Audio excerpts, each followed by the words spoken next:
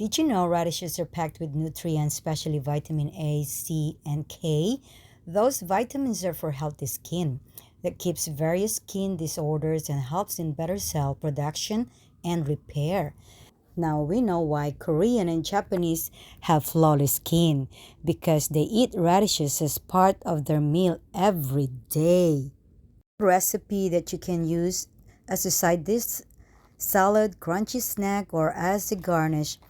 All you need is just mix radishes, tomato, onions, ginger, vinegar, little calamansi, because I'm a Filipino, but you can use lime juice or lemon juice, and salt and pepper. By the way, radishes also high in fiber, potassium, and magnesium, and they're very low in calories. It's almost no fat in radishes. So next time, when you're looking for tasty, nutritious addition to your diet, consider trying a handful radishes. They will not only delight your taste buds, but also provide your body with essential nutrients. Happy eating! It's really good.